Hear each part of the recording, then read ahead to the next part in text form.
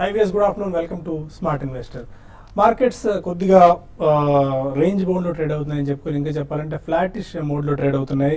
ఈ ఉదయం అంతర్జాతీయ మార్కెట్ల నుంచి వస్తున్న మిశ్రమ సంకేతాల నేపథ్యంలో మార్కెట్స్ ఇవాళ కొద్దిగా పాజిటివ్గానే ప్రారంభమైనప్పటికీ మొదటి గంటలోనే లాభాలు మొత్తం ఆవిరయ్యాయని చెప్పుకోవాలి. ఇప్పుడు కూడా చాలా ఫ్లాట్ బయాస్తో చాలా ఫ్లాట్ ట్రెండ్తో ట్రేడ్ అవుతున్నాయి. సెన్సెక్స్ ఆల్మోస్ట్ ఒక 30 to 33 పాయింట్స్ లాభంతో 24,520 పాయింట్ల దగ్గర ప్రస్తుతం ట్రేడ్ అవుతుంది. నిఫ్టీ 8 పాయింట్ల లాభంతో 7,443 పాయింట్ల దగ్గర ట్రేడ్ అవుతూ వస్తుంది. ఒక దశలో ఇంట్రాడేలో మార్కెట్స్ నెగిటివ్లో కూడా జారుకున్నాయి. బట్ కొద్దిగా ఇప్పుడు మార్కెట్ ఒక 15-20 మినిట్స్ నుంచి ప్రాఫిట్ బుకింగ్ కొద్దిగా జరుగుతున్నట్టు కనిపిస్తుంది. ఆల్మోస్ట్ ఒక 100 నుంచి 120 పాయింట్స్ గెయిన్లో ఉన్న సెన్సెక్స్ 30 to 40 పాయింట్స్ గెయిన్లోకి వచ్చింది. అండ్ నిఫ్టీ కూడా ఆల్మోస్ట్ అదే రేంజ్ ఫాలో అవుతుందని చెప్పుకోవాలి. Bank Nifty mid and small క్యాప్లో ఇవాళ కొద్దిగా పాజిటివ్ మొమెంటం కనిపించింది. గత కొద్ది కాలంగా వీటిలో బాగా బీట్ అండ్ డౌన్ అవుతూ వస్తే వాటిలో ఇవాళ కొద్దిగా బయింగ్ మనకు కనిపించిందని చెప్పుకోవాలి. మార్కెట్స్ ఇవాళ కొద్దిగా రూల్ చేస్తున్న వాటిలో PSU banks and aviation stocks ఎక్కువగా ఉన్నాయి.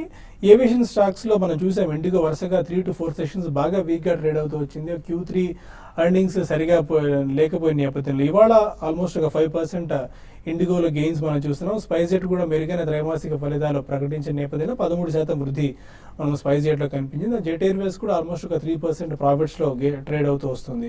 పిఎస్యూ బ్యాంక్స్లో యూనియన్ బ్యాంక్ ఒక 9%, ఓరియంటల్ బ్యాంక్ ఆల్మోస్ట్ ఒక 6%, అలహాబాద్ ఒక 4.5% అండ్ కెనరా బ్యాంక్ 4%. ఇవన్నీ కూడా పిఎస్యూ బ్యాంక్స్లో ఇవాళ కొద్దిగా పాజిటివ్ మొమెంటం కనిపిస్తుంది. ఎలా ఉండొచ్చు మార్కెట్స్ ఈ టైంలో ఇన్వెస్ట్మెంట్ ట్రేడర్స్ ఎలాంటి స్ట్రాటజీ వర్కౌట్ చేయాలి మనతో మాట్లాడేందుకు బాలాగారు అండ్ సుందర్ గారు. Good afternoon both of you sir.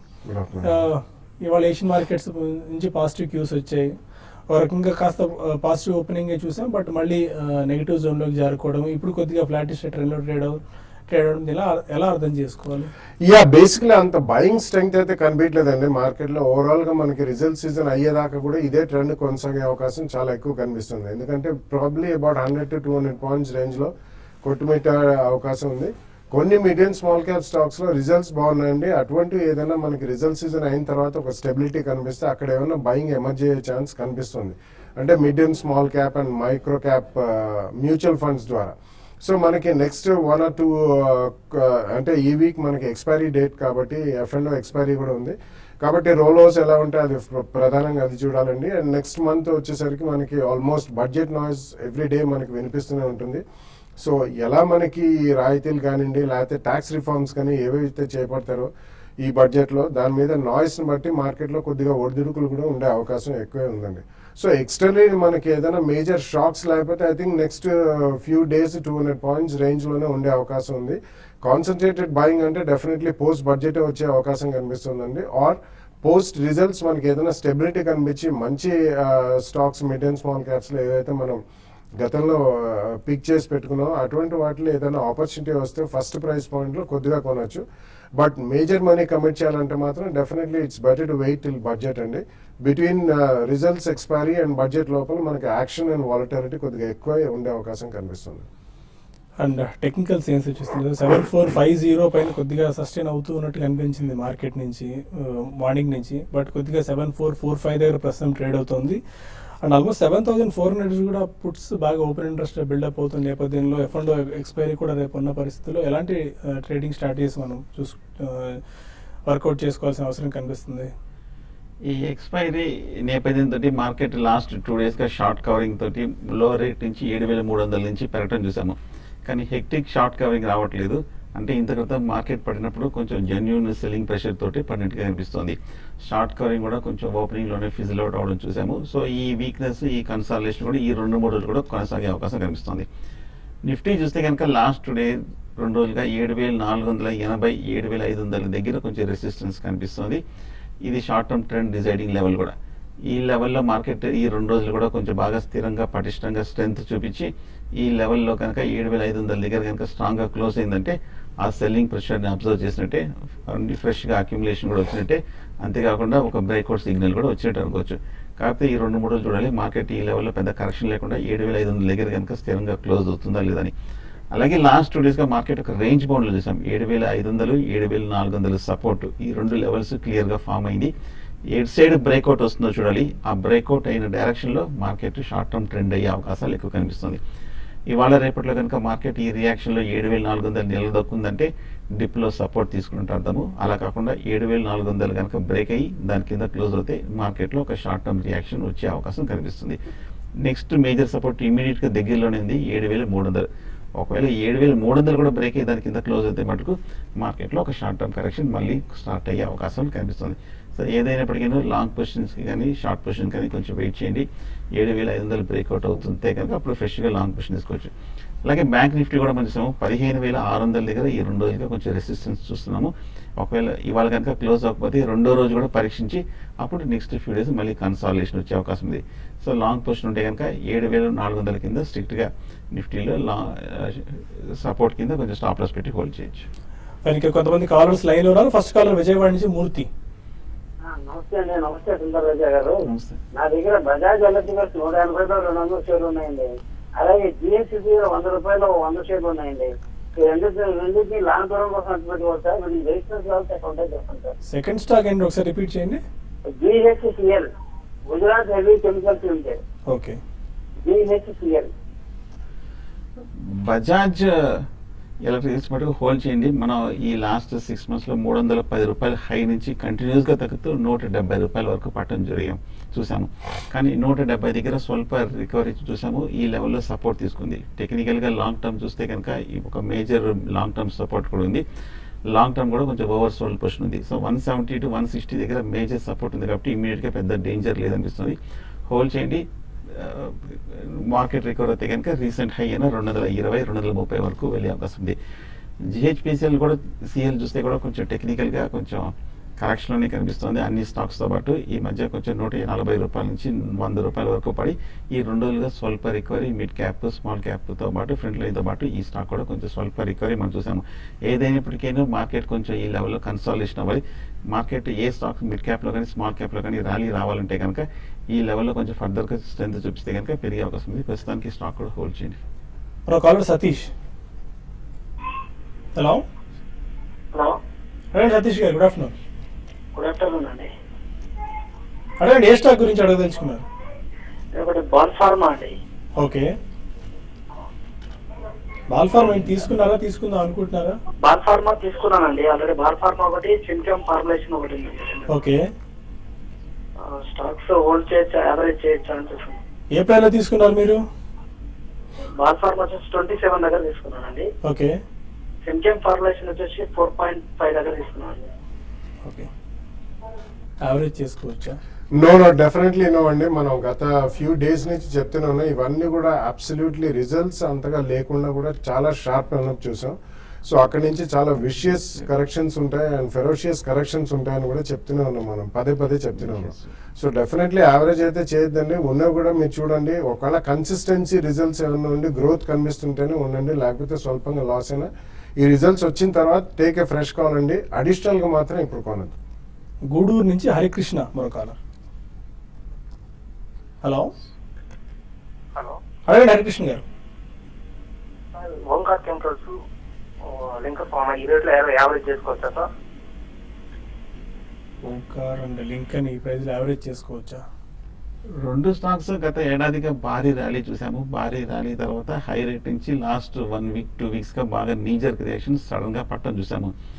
ఫండమెంటల్గా కొంచెం ఓవర్ బాట్లో ఉన్నప్పటికీ టెక్నికల్గా చూస్తే కనుక ఈ రియాక్షన్ లాంగ్ టర్మ్ రెసిస్టెన్స్ నుంచి మనం రావడం చూసాము. ప్రస్తుతానికైతే లింకన్ ఫార్మా అవాయిడ్ చేయండి. కొంచెం నెగిటివ్ న్యూస్ నుంచి బయటకు వచ్చిన తర్వాత అప్పుడు కొంచెం కన్సాలిడేషన్ దగ్గర తీసుకోవచ్చు. ఓంకార్ స్పెషాలిటీ కెమికల్ మటుకు కొంచెం లెవెల్స్ కొంచెం అట్రాక్టివ్గా కనిపిస్తుంది. 160 to 170 మధ్యలో టెక్నికల్గా లాంగ్ టర్మ్ సపోర్ట్ ఉంది. ఆ లెవెల్లో తీసుకోవచ్చు. వెనుకొండ నుంచి ప్రసాద్ మరో కాలర్. అడగండి ప్రసాద్. హలో నమస్తే సార్. నమస్కారం అండి. Vimta lab, HCL, Infosys, Omkar chemical ఈ 3 స్టాక్ కొన్నాం sir. Okay. 1 year long, 1 year 2 year wait చేయగలుగుతాను ఉంచొచ్చు sir. Yeah, HCL info basically it's a reseller అండి, రీసెల్లర్ ఆఫ్ హార్డ్వేర్. కాబట్టి మనం అంతగా ఒకవేళ ఏదైనా స్పర్ట్స్ వచ్చినప్పుడు మీరు కొద్దిగా క్వాంటిటీ ఎక్కువ ఉంటే మాత్రం ప్రాఫిట్ బుక్ చేయండి. ఎందుకంటే మార్జిన్స్ అనేది స్క్వీజ్ అవుతున్నాయి అండ్ బేసికలీ మనకి ఈటైలింగ్ మూలనే వీళ్ళందరూ కూడా కాంపిటీషన్ తట్టుకోలేకపోతున్నారు. So Vimta lab is one of the small cap CROs అండి, కాంట్రాక్ట్ రీసెర్చ్ ఆర్గనైజేషన్. కాబట్టి దానికి కూడా consistency of business definitely last year కొద్దిగా బాగానే పర్ఫామ్ చేసింది. బట్ ఈ క్వార్టర్ రిజల్ట్స్ చూడండి, ఏదైనా గ్రోత్ కనిపిస్తే మాత్రం డెఫినెట్లీ ఉంచమని చెప్తాను. అడిషనల్గా మాత్రం ఏది కూడా కొనద్దు కరెంట్లీ. ఈవెన్ ఓంకార్ ఇందాక చెప్పినట్టే అడిషనల్గా మాత్రం కొనద్దు. ఉన్న స్టాక్ ఉంచండి. కన్సిస్టెన్సీ రిజల్ట్స్లో బాగుండి గ్రోత్ క్వార్టర్ ఆన్ క్వార్టర్ కనిపించినా డెఫినెట్లీ మీరు రిటర్న్ చేయమని చెప్తాను. విజయనగరం నుంచి ప్రసాద్ మరొకాల. Good afternoon sir. Good afternoon అండి. ఎల్ఆర్ ఫార్మాను డైలీ లెఫ్ తీసుకున్నా అండి 100 రూపీస్ లో. ఓకే, అవి ఈ రోడ్లో తీసుకున్నా అండి. Elder pharma DLF? Daily leaf అండి. ఓకే అవి